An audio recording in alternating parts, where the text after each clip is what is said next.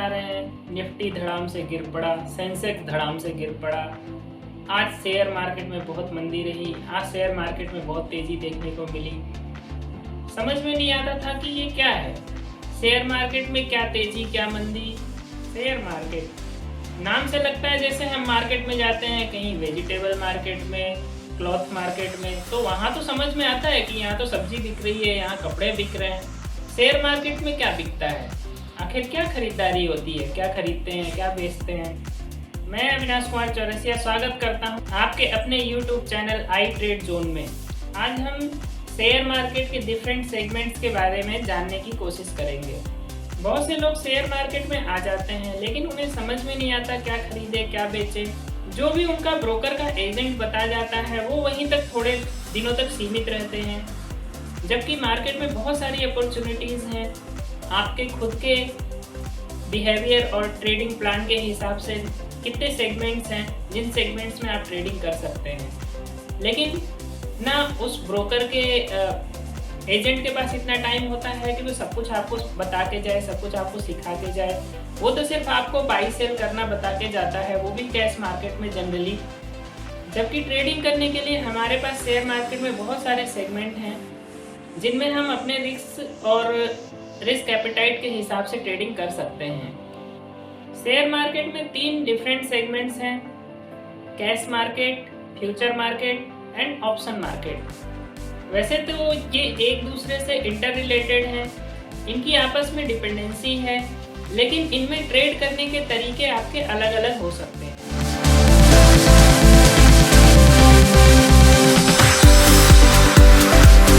चलिए हम सबसे पहले डिस्कस करते हैं शेयर मार्केट के कैश सेगमेंट के बारे में, जिसमें जो है हम शेयर्स को, जो कंपनीज होती हैं, जो डिफरेंट टाइप की इंडस्ट्री होती हैं, वो मार्केट में, शेयर मार्केट में NSE पे रजिस्टर्ड करा देती हैं। इंडिया में, इंडिया की कंपनीज के बारे में बात कर रहा हूँ, वो NSE पे रजिस्टर्ड होती हैं और रजिस्टर्ड होने के बाद वो जो है पब्लिकली अपने शेयर्स को डिस्ट्रीब्यूट करती हैं। इन शेयर्स की जो है शेयर मार्केट में कैश सेगमेंट में खरीदारी होती है, वहाँ हम डायरेक्ट कंपनी के शेयर्स को खरीद और बेच सकते हैं। डायरेक्ट खरीद बेच का अर्थ ये होता है कि जैसे कंपनी ने पब्लिक करा हुआ है 1000 शेयर अपनी कंपनी का, तो 1000 शेयर जो है वो मार्केट में ही मूव करता रहेगा, वो मार्केट में पब्लिक के पास रहेगा। आज मेरे पास है तो कल आपके पास हो सकता है जब आप मुझसे खरीदेंगे। तो इस तरह से ये शेयर की खरीद बेच होती है कैश सेगमेंट में।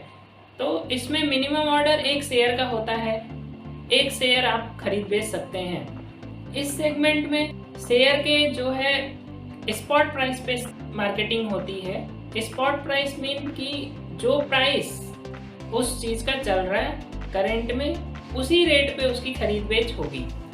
ये बात शायद आपको अभी मेरी समझ में ना आए, लेकिन जब आप हर तरह के सेगमेंट के बारे में इस वीडियो को पूरी तरह देख लेंगे, समझ लेंगे, तो आपको ये बात समझ में आ जाएगी कि मैं क्या कहना चाह रहा हूँ। तो टॉपिक को पूरी तरह समझने के लिए वीडियो को स्किप मत करिएगा, नहीं तो आपको पूरी बात समझ में नहीं आएगी कि मैं क्या कहना चाहता हूँ। चलिए मैं कैश मार्केट को एक नॉर्मल मार्केट की भाषा में समझाने की कोशिश करता हूँ। जब आप नॉर्मल मार्केट में जाते हैं, जैसे सब्जी मंडी में गए हैं, तो आलू का, अगर आप आलू को खरीदना चाहते हैं तो आलू का अगर रेट वहाँ पे 10 रुपये पर केजी चल रहा है तो आप 10 रुपये पर केजी पे खरीद के ले आते हैं। चाहे आपको 1 किलो खरीदना हो, 2 किलो खरीदना, ऐसी कोई बंदिश नहीं होती है कि आपको 100 किलो आलू ही खरीदना है, 1000 किलो आलू ही खरीदना है। आप 1 आलू भी खरीद सकते हैं, 1 किलो आलू भी खरीद सकते हैं, 10 किलो भी, 100 किलो, ये आपकी मर्जी है कि आपको कितना खरीदना है। ठीक इसी तरह कैश सेगमेंट में हम लोग के ऊपर कोई बंदिश नहीं होती है। हम लोग चाहे 1 शेयर खरीदें कंपनी का, चाहे 10 शेयर खरीदें, चाहे 100 शेयर खरीदें, चाहे कंपनी के सारे ही शेयर जो पब्लिकली इशूड हैं वो सारे ही शेयर क्यों ना खरीदें, तो ऐसी कोई बंदिश नहीं होती है कैश मार्केट में। और वो सारे शेयर्स आपको जो है, जो मार्केट का स्पॉट प्राइस यानी कि करंट प्राइस चल रहा होता है, उसी प्राइस पे अवेलेबल होते हैं।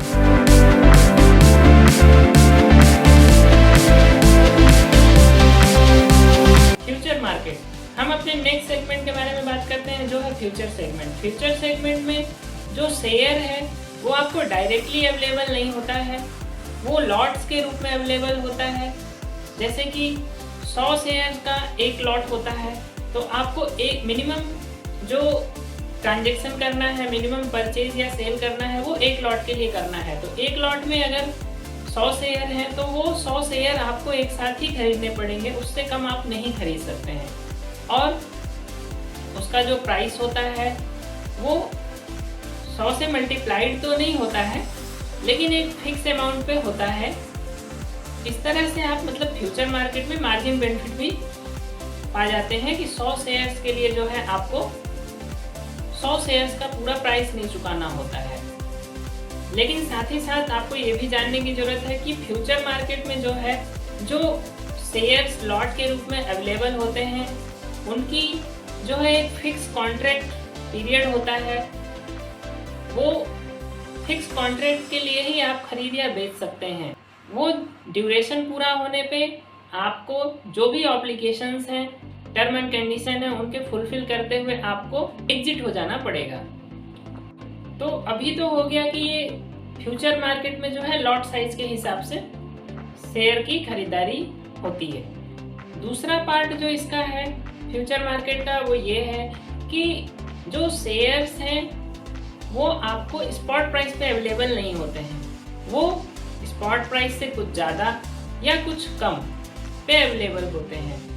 अब ये ज़्यादा और कम कैसे होते हैं, चलिए जो फ्यूचर मार्केट का बेसिक है उसको हम फिर से अपने नॉर्मल मार्केट में उतर के समझने की कोशिश करें। हम एग्जांपल लेते हैं रियल एस्टेट का। जैसे मान लीजिए आपके पास कोई ज़मीन है, वो ज़मीन एग्रीकल्चर है अभी, जहाँ पे खेती करी जा रही है, तो उसका प्राइस ऑब्वियसली कुछ कम होगा। उसके आसपास सारे जो हैं एग्रीकल्चर लैंड है, मतलब जिन पे सिर्फ खेती करी जा सकती है, ऐसे ज़मीन है, तो आसपास के सभी ज़मीन का रेट कम होगा। लेकिन गवर्नमेंट ने वहाँ पे कोई नई स्कीम निकाली है अभी हाल फिलहाल कि आज से 1 साल बाद जो है वहाँ पे जो है एक रेजिडेंशियल कॉलोनी बनने वाली है, उसके पास में ही बिल्कुल। तो वैसे तो आपका जो ज़मीन है उसका प्राइस तो वही रहेगा, फिलहाल जो चल रहा है वही रहेगा। लेकिन जो है आज से 1 साल बाद की उम्मीद के हिसाब से जो है ये प्राइस जो है, लोगों को ये उम्मीद हो जाती है कि उसका प्राइस आज से 1 साल बाद जब वहाँ पे रेजिडेंशियल कॉलोनी बन जाएगी तो उसका रेट जो है 2 गुना 3 गुना हो सकता है। अब जैसा कि मैंने बोला कि ये जो अभी एग्रीकल्चर लैंड है वो आपके पास है, ठीक। अब मुझे इस गवर्नमेंट स्कीम के बारे में पता चलता है, तो मैं इस स्कीम से कुछ फ़ायदा उठाने की कोशिश करना चाहूँगा। मुझे लगता है कि हाँ, वहाँ पे जो है एग्रीकल्चर लैंड कुछ दिन बाद रेजिडेंशियल होने वाला है, तो अभी जो प्राइस है उस पर मैं एग्रीमेंट कर लेता हूँ आपके साथ आके। मैं आपके पास आऊँगा और अगर उस ज़मीन की कीमत 1 लाख रुपए चल रही है तो मैं उम्मीद करता हूँ कि उसकी कीमत 1 साल बाद 2 लाख रुपए हो जाएगी। और इसी समय पे आप ऐसी उम्मीद करते हैं कि चाहे कुछ भी हो जाए, यहाँ रेजिडेंशियल कॉलोनी बन भी जाती है अगर, तो इस ज़मीन की कीमत 1,50,000 रुपये ही होगी। 2 लाख तक पहुँचने की कम ही उम्मीद है। तो आपके और मेरे व्यू में थोड़ा अंतर रहेगा, लेकिन जो है करेंट प्राइस तो मार्केट में अभी उसका 1 लाख ही रहने वाला है। वो तो हमारे व्यू के हिसाब से बदल नहीं जाएगा, लेकिन क्योंकि आप जो है उस ज़मीन के मालिक हैं अभी, तो आपका व्यू ऐसा है कि 1.5 लाख है उसकी कीमत होने वाली है 1 साल बाद। तो मैं चाहूँगा कि आपके इस व्यू का मैं फ़ायदा उठाऊँ। मुझे लगता है कि उसकी कीमत 2 लाख होने वाली है, तो मैं फ़िलहाल आपसे जो है आपके ज़मीन की 1.5 लाख पूरी कीमत तो नहीं, लेकिन 20,000 रुपये 10,000 रुपये पे एक एग्रीमेंट साइन कर लेंगे हम लोग आपस में कि आज से 1 साल बाद मैं आपसे वो ज़मीन 1.5 लाख में खरीद लूँगा। अब इस ज़मीन की कीमत चाहे 1 साल बाद 1.5 लाख रुपए रहे, 2 लाख रुपए रहे या 1 लाख जो अभी है वही क्यों ना रहे, लेकिन हम लोग के बीच जो एग्रीमेंट हुआ है कि 1.5 लाख में ये ज़मीन खरीद बेच होगी, तो ये 1.5 लाख में ही खरीद बेच होगी 1 साल बाद। तो इसमें देखा जाए तो जो कॉन्ट्रैक्ट हम लोगों ने आपस में मिलकर किया है, मैंने और आपने, वो 1 साल के लिए वैलिड है। 1 साल बाद हमें वो ट्रांजैक्शन करना ही होगा। मैं आपसे वो ज़मीन खरीदूंगा और आपको वो ज़मीन बेचनी पड़ेगी 1.5 लाख में। अब इस पूरे प्रोसेस में आप देखिए 3 कंडीशंस हो सकती हैं। या तो जमीन का रेट जैसा है वैसा ही रहे, या जमीन का रेट जो है आपका व्यू था 1.5 लाख रुपए, 1.5 लाख रुपए रहे, या जो मेरा व्यू हो वो 2 लाख रुपए रहे, तो 2 लाख रुपए। तो अब तीनों व्यू में देखा जाए तो कॉन्ट्रैक्ट तो होना ही है, 1 साल बाद कॉन्ट्रैक्ट ऑटोमेटिकली जो है सेटल हो जाएगा। तो सेटल होने में जो है जब हम आपस में ट्रांजेक्शन करेंगे, तो अगर पहला केस बनता है कि ज़मीन की रेट आज भी 1 लाख रुपए ही रह गई, तो फिर मुझे नुकसान हो जाएगा, क्योंकि हमने जो कॉन्ट्रैक्ट किया था वो 1.5 लाख पे करा था और 1.5 लाख मुझे तो देने ही पड़ेंगे। दूसरे केस में ना मुझे कोई नुकसान होगा ना आपको कोई नुकसान होगा, क्योंकि आपकी ज़मीन की कीमत 1.5 लाख रुपए है आज, और मैंने भी 1.5 लाख पे तय करा था और 1.5 लाख में ही खरीद बेच हुई 1 साल में के अंत में। तीसरे केस में मुझे तो फायदा होगा लेकिन आपको नुकसान हो जाएगा। क्यों? क्योंकि जो आज ज़मीन की कीमत 2 लाख रुपए हो गई है और मुझे वो 1.5 लाख रुपए में अवेलेबल हो रही है, और आपको नुकसान इसलिए हो रहा है क्योंकि वो ज़मीन की कीमत 2 लाख रुपए है और आपको वो ज़मीन 1.5 लाख में ही बेचनी पड़ रही है। तो फ्यूचर मार्केट इस तरह से काम करता है।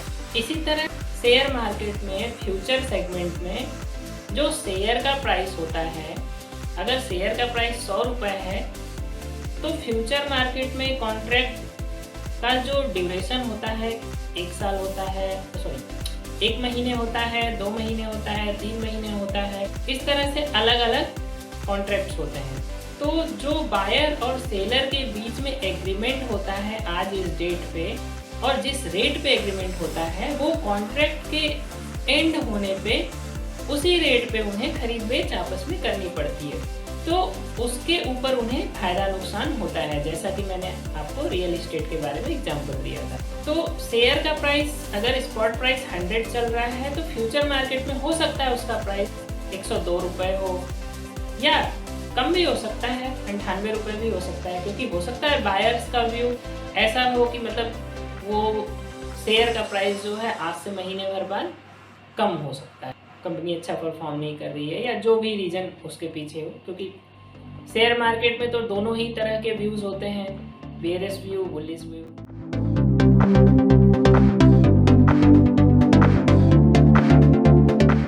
नेक्स्ट सेगमेंट के बारे में हम बात करते हैं जो है ऑप्शन मार्केट। ऑप्शन मार्केट वैसे तो सबसे टिपिकल सेगमेंट माना जाता है।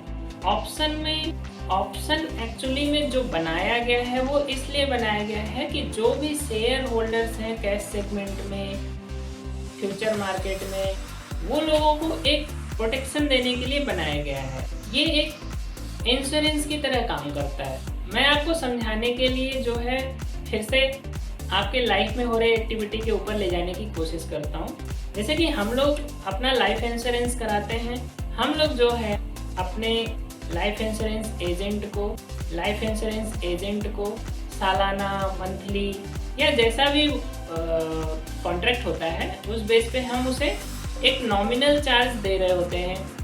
जैसे कि मान लीजिए इंश्योरेंस का सिर्फ 10,000 रुपये सालाना दे रहे होते हैं, लेकिन अगर इसमें कोई दुर्घटना हो जाती है, जैसे कि आपकी मृत्यु हो जाती है, तो आपको 10 लाख रुपए मिलते हैं। आपने दिए तो सिर्फ 10,000 रुपये थे, लेकिन उसके आपको 10 लाख रुपए मिले।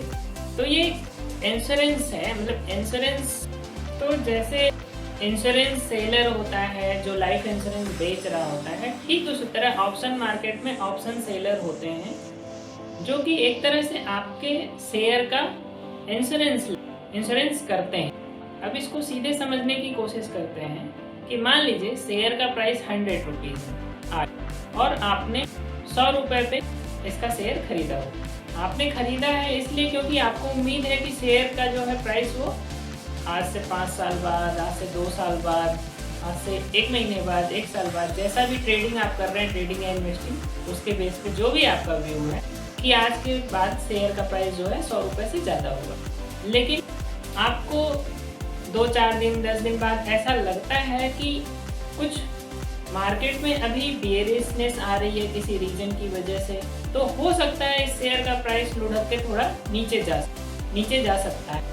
लेकिन आप उस शेयर से निकलना नहीं चाहते क्योंकि आपने अपने पोर्टफोलियो में जब उसको रखा था तो उसके कंपनी के बारे में बहुत रिसर्च करी। आप कॉन्फिडेंस है कि शेयर का प्राइस जो है वो जाना तो ऊपर ही है, लेकिन मार्केट में अनसर्टेनिटी की वजह से थोड़ा डर सा लग रहा है कि नहीं, हो सकता है कि आने वाले कुछ दिनों में मार्केट में इस शेयर का प्राइस जो है नीचे जा सकता। तो आप ऑप्शन में जाके आप ऑप्शन बाई कर सकते हैं डिफरेंट स्ट्राइक प्राइस पे, जैसे कि 100 रुपीज़ का शेयर है 100 पे भी कर सकते हैं, 98 के स्ट्राइक पे भी कर सकते हैं, 96 के भी स्ट्राइक पे कर सकते हैं। मतलब स्ट्राइक प्राइस का अर्थ ये है कि अगर उस शेयर का प्राइस उस स्ट्राइक प्राइस से नीचे जाएगा, तो जितना भी नीचे जाएगा उस स्ट्राइक प्राइस से जितना नीचे जाएगा उसके बीच जो डिफरेंस होगा, जो आपको लॉस हो रहा होगा, वो आपको ऑप्शन सेलर पे करेगा।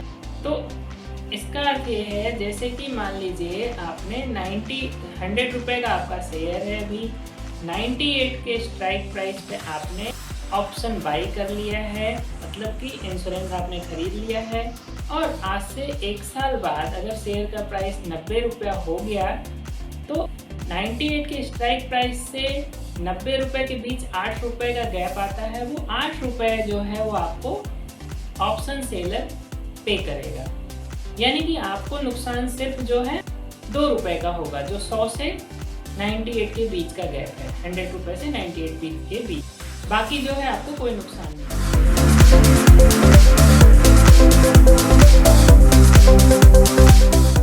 वैसे देखा जाए तो ये डिफरेंट सेगमेंट्स के बारे में जो मैंने बात करी है, 3 डिफरेंट सेगमेंट्स के बारे में जो मैंने आपको बताया है, सिर्फ बहुत ही बेसिक है। इस वजह से ये मैं एक वीडियो में कंपाइल कर पाया हूँ। ये डिफरेंट सेगमेंट्स अपने में ही इतने ब्रॉड हैं कि इनके बारे में न जाने कितने वीडियो बन सकते हैं, लेकिन ऐसा इतना जानने की ज़रूरत आपकी या मेरी, इतना जानने की ज़रूरत इसके बारे में नहीं है। सिर्फ एक ओवरव्यू ही काफ़ी है, क्योंकि आप हर सेगमेंट्स में ट्रेडिंग या इन्वेस्टिंग करने नहीं जा रहे हैं।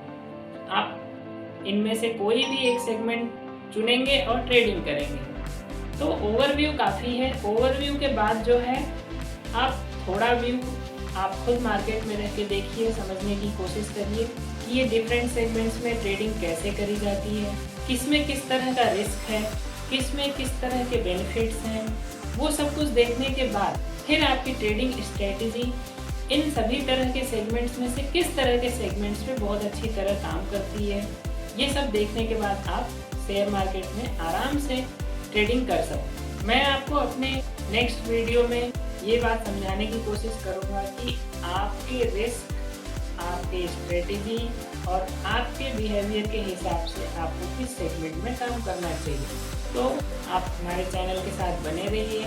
इसी तरह की मैं बेसिक जानकारी देते रहूँगा, ताकि आपका शेयर मार्केट में सक्सेसफुल होने में जो सफ़र है वो थोड़ा छोटा और आसान किया जा सके। वीडियो को अंत तक देखने के लिए आपका बहुत बहुत धन्यवाद। सब्सक्राइब, लाइक, कमेंट और शेयर करना ना भूलें। तब तक के लिए थैंक यू, बाय बाय।